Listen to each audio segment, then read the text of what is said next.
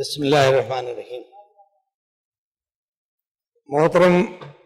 امیر جماعت اسلامی ہند، اکابرین ملت، خواتین و حضرات، السلام علیکم ورحمۃ اللہ وبرکاتہ۔ الحمدللہ، اللہ کا فضل ہے کہ آج ہندوستان کو، ہندوستانی عوام کو غربت، غلامی اور بدامنی سے بچانے کے لیے یہ کل ہند اجتماع ارکان جماعت اسلامی کے دوران اس موضوع پر گفتگو کرنے کے لیے تمامی لوگ اور غور و فکر کرنے اور فیصلہ قرارداد پاس کرنے کے لیے تشریف لائے۔ ہندوستان کے مسلمان جن کی تعداد اختلاف ہو سکتا ہے 15 سے 20% کے درمیان لوگ کہتے ہیں، اور اس ملک کو ان تینوں برائیوں جس میں ملک جکڑا ہوا ہے، جکڑا جا رہا ہے، گرفت میں لیا جا رہا ہے، ان کی تعداد ہندوستان کے خیر امت کا دعویٰ کرنے والے یا لقب پانے والی مسلم ملت کی تعداد سے اگر اس کا موازنہ کیا جائے تو 1% بھی نہیں۔ اس ملک کو محض 22,000 لوگوں نے اپنے قبضے میں کر رکھا ہے، اور میں تو یہاں تک کہتا ہوں کہ آج ہندوستان پر جو حکمراں کوٹری ہے، جو گروہ قبضہ کیے ہوئے ہیں، اس میں زیادہ تر لوگ پینشن خور ہیں، اور پینشن خور کی مجبوریاں ہوا کرتی ہیں۔ آپ سب جانتے ہیں کہ معاشرے میں آپ جب بات کرتے ہیں تو کوئی سرکاری ملازم، اس سے اگر آپ آزادی کی بات کریں، تحریک کی بات کریں، کسی تحریک میں شرکت کی بات کریں، میں 40 سال پہلے جب کبھی ملی تحریکوں میں شرکت کی بات کرتا تھا، ان مسلم نوجوانوں سے جو یونیورسٹیز میں پڑھتے تو سننے کو تیار ہو جاتے تھے، لیکن جب بزرگوں سے بات کرتا تھا، کیونکہ 60s میں مسلمانوں کی بڑی تعداد سرکاری نوکریوں سے سبکدوش ہوئی تھی، پینشن پاتی تھی، تو وہ کہتے تھے بھائی میں تو پینشن خور ہوں، میں آزادی سے آپ کی تحریک میں شریک کیسے ہو سکتا ہوں۔ آج وزیر اعظم ہند، بڑے بڑے احترام سے کہتا ہوں، ڈاکٹر منموہن سنگھ جی، پرنب مکھرجی، چدمبرم جی، اور جتنے ہیرارکی ہے حکمرانوں کی، یہ پینشن خور ہیں، اور پینشن خور اور نمک حلالی کی کچھ مجبوریاں ہوتی ہیں۔ ان نمک حلالوں کو جب تک ہم اقتدار سے باہر کا راستہ نہیں دکھائیں گے، اس ملک کو بچا نہیں سکتے۔ آج ملک کے 80% لوگ، 80% عوام 2 وقت کا کھانے کا انتظام نہیں کر سکتے۔ آج ملک میں جہاں پر یونیورسل ایجوکیشن کی بات تو کی جا رہی ہے، لیکن حقیقت یہ ہے کہ ان بچوں کو ہم درسی کتابیں نہیں دے سکتے۔ مڈ ڈے میل کے نام سے جو ہو رہا ہے، 80% پیسہ بچولیوں کے بیچ میں جا رہا ہے، ڈسٹرکٹ مجسٹریٹ سے لے کر اور گرام پردھان تک، اور میونسپلٹی کا جو ممبر ہوتا ہے ان تک پیسہ جاتا ہے، اور ڈرامہ ہوتا ہے کہ یہ مڈ ڈے میل بچوں کو مل رہا ہے۔ مڈ ڈے میل کے نام سے بچوں کو بلایا جاتا ہے، اور اس کے بعد وہ بیچارے بچے چائے خانوں میں جا کر سائیکل کے پنچر بنانے والے، ہوٹلوں میں کام کرنے والے، اور اس طرح کے تمام وہ کام جس میں بچوں کی مستقبل، روشن ہونے والا مستقبل تاریکی کی طرف جھونک دیا جاتا ہے، اس میں لگ جاتے ہیں، اور کوئی سننے والا نہیں ہے۔ آپ جب آواز دینے کے لیے دلی میں جمع ہوئے اور آپ نے چاہا کہ ملک کو مخاطب کریں، عوام کو مخاطب کریں، تو یہ جو ہائی جیکرز ہیں جنہوں نے ملک کے اقتدار کو ہائی جیک کر رکھا ہے، فکر کو ہائی جیک کر رکھا ہے، کہ فکر میں آزادی کہ فضا میں فکر نہ بننے پائے ملک کو، انہوں نے آپ کو رام لیلا میدان اور نئی دلی کے سڑکوں پر گزرنے نہیں دیا۔ الحمدللہ یہ اجلاس اور میڈیا کے لوگ اس بات کو پہنچائیں گے کہ اب یہ ملک بہت دن تک انشاءاللہ ان پینشن خوروں کے قبضوں میں رہنے والا نہیں ہے. اس کو آزاد ہونا ہے. اگر ہم آگے نہیں اٹھیں گے تو ہم گرفت میں ہوں گے. آنے والی نسلیں ہم سے پوچھیں گی کہ ہم نے اپنا فرض ادا نہیں کیا, ہم نے اپنی ذمہ داری پوری نہیں کی. کوئی نہ کوئی تو اس کام کو کرے گا, ہم نہیں کریں گے تو نیکسلائٹس کریں گے. گمراہ نوجوان جو انہوں نے بندوقیں اٹھا لی ہے وہ کریں گے. انہوں نے اپنا منصوبہ بنا رکھا ہے, پھر ہمیں ان کو مذمت کرنے کا, ان کو کنڈیم کرنے کا اخلاقی حق نہیں ہے. آج ابھی بھی حالات ایسے ہیں, آج بھی ابھی ملک میں امکانات ایسے ہیں کہ اگر ہم ذمہ داری پوری کرنے کے لیے تیار ہو جائیں, اس ملک کے 20 کروڑ انسان اگر ذمہ داری پوری کرنے کے لیے تیار ہو جائیں تو 1 ارب 20 کروڑ کی آبادی کو نئی فضا میں نئے تناظر کی طرف لے جانے کی کے امکانات اور انشاءاللہ اس کے مثبت نتائج برآمد ہو جائیں گے. کیونکہ ملک کھسک رہا ہے, گھٹن محسوس کر رہا ہے چاروں طرف. ابھی میں مولانا اسلم صاحب سے گفتگو کر رہا تھا کہ آج ملک میں آپ اگر جیلوں میں کبھی آپ کو جانے کی اتفاق ہو, آپ وزٹر کی حیثیت سے جائیے, خدمت کرنے کی حیثیت سے جائیے, یا کبھی اگر ظالم حکمراں آپ کو جیل میں بھیج دے اور آپ سروے کریں گے تو آپ کو اندازہ ہوگا محرومین مسلم طبقے کے 1 سے لے کر 5 گنا تک وہاں تعداد میں زیادہ لوگ پائے جائیں گے. سب بے گناہ ہوتے ہیں. 2002 سے لے کر 2009 کے درمیان جو ملک میں دہشت گردی کے واقعات رونما ہوئے ہیں,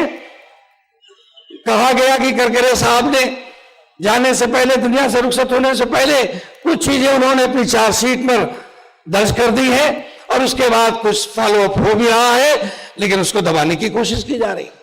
ایک بھی میں ذمہ داری سے کہہ سکتا ہوں, ایک بھی مسلمان, نام کا مسلمان 2002 سے لے کر 2009 کے بیچ میں جتنے دہشت گردی کے واقعات ہوئے ہیں اس میں ملوث نہیں ہے. لیکن سارے کے سارے مسلمان جیلوں میں, سارے کے سارے محرومین طبقے کے لوگ جیلوں میں ہیں, کچھ پچھڑے جیلوں میں ہیں, کچھ دلت بھی جیلوں میں ہیں, اور ان کو کہا گیا وہ ان کے ایجنٹس تھے, کیریئر تھے یا ان کے معاون تھے. ابھی کانپور میں پچھلے ہفتے بلاسٹ ہوا, 4 لوگ اس میں ہلاک ہو گئے, 2 بلڈنگز ہو گئی, لیکن انتظامیہ نے کوشش کی اسے ہوشب کر دیا جائے. چند سال پہلے بھی کانپور میں ہوا تھا, اس کو بھی ہوشب کرنے کی کوشش کی, لیکن ہم کھڑے نہیں ہوتے. ہمارے یہاں میڈیا کے بہت سے ہمارے بھائی اور بہنیں موجود ہیں, ان کو سوچنا چاہیے ان کی ذمہ داری کیا ہے, انہیں پروبنگ کرنا چاہیے, خود جانا چاہیے اور تحقیق کے بعد نتیجے سے ملک کو باخبر کرنا چاہیے. آج ملک میں وہ واقعات, وہ چیزیں عوام کے سامنے پیش کرنے نہیں دی جا رہی ہیں. میڈیا بھی کارپوریٹس کے قبضے میں چلا گیا ہے, بڑے بڑے کاروباری گھرانوں کے قبضے میں چلا گیا ہے. مجھے یاد ہے 30-35 سال پہلے میڈیا کے لوگ آزاد ہوا کرتے تھے, ایسوسیٹ اخبار نکالا کرتے تھے. آج بڑے بڑے ملٹی نیشنلز اخباروں کو خرید رہے ہیں. انفرادی طور پر اخباروں کے جو مالک ہوتے تھے یا جو گروپس ہوا کرتے تھے, سوسائٹیز ہوتی تھی, ان کے ہاتھوں سے بڑے بڑے papers, print media, electronic channel سب خریدے جا رہے ہیں, اور ان کا استعمال کیا ہوگا آپ محسوس کر سکتے ہیں. لہذا اس عظیم ملک کو, دنیا کی سب سے بڑی جمہوری ملک کو بچانا ہے, نام نہاد دنیا کی سب سے پرانی جمہوری ملک کے یلغار سے. آج اوباما جی ہمارے ملک میں ہیں. اوباما جو بربادی کا پیغام لے کر اس ملک میں آئے ہیں, جو بے روزگاری اور جو تہذیبی یلغار اس ملک میں لے کر آئے ہیں, اس سے ہندوستان کو باخبر ہونا ہے, ہمیں باخبر کرنا ہے. اس لیے کہ ہندوستان پر ہماری ذمہ داری صرف ہمارے حقوق نہیں, ہماری ذمہ داری بھی ہے کہ ہم ہندوستانی بھائیوں, ہندوستانی بہنوں کے بیچ جائیں اور بتائیں یہ ملک دنیا کو نہ صرف اپنے اس ملک کے رہنے والوں کو بلکہ تیسری دنیا کو غلامی سے بچا سکتا ہے. جناب پی کے عبداللہ صاحب نے کہا کہ اگر روس, چائنا اور ہندوستان مل جائیں تو امریکن یا مغربی دنیا کی الغار سے دنیا کو بچایا جا سکتا ہے، اور یونی پولر ہونے سے جو خدشات، جو حالات بگڑے ہیں، ان کو بائی پولر بنا کر اس ملک کو اور پوری انسانیت کو بچایا جا سکتا ہے۔ لیکن ان 22,000 انسانوں سے ہمیں کوئی امید نہیں ہے، خاص طور پینشن خور جو ملک کے اقتدار میں قابض ہیں، ان سے تو امید کرنی ہی نہیں چاہیے۔ کچھ ملی جماعتیں، علاقائی ملی جماعتیں سمجھتی ہیں کہ اس وقت جو یو پی اے گورنمنٹ ہے، اس کے جو شرکا کانسٹیٹوئنٹس ہیں، وہ اس ملک میں سیکولر نظام کو باقی رکھنے کے لیے ضروری ہیں۔ ایسا نہیں ہے۔ آج کے گورنمنٹ میں شامل جو ریجنل 1-2 پارٹیاں ہیں، اس میں ایک پارٹی جنوب ہندوستان کی ہے، جس کے متعلق سپریم کورٹ کو کہنا پڑا، آبزرویشن اس کا آیا کہ یہ اس کیبنٹ کا سب سے کرپٹ وزیر ہے، سب سے کرپٹ وزیر ہے۔ 2008 کا مجھے واقعہ یاد پڑتا ہے کہ اس صوبے میں، تمل ناڈو کا ذکر ہے، ایک ضمنی الیکشن ہوا تھا مدرائی میں۔ الیکشن کمیشن کے ذمہ داروں سے بات ہوئی کہ صاحب ضمنی الیکشن میں آپ کے پاس ثبوت ہیں کہ ایک اسمبلی کے الیکشن میں 100 کروڑ روپیہ خرچ کیا گیا ہے، اور جب 100 کروڑ خرچ کیا جائے گا تو جو حکمراں جماعت 100 کروڑ خرچ کرے گی تو انسانوں کے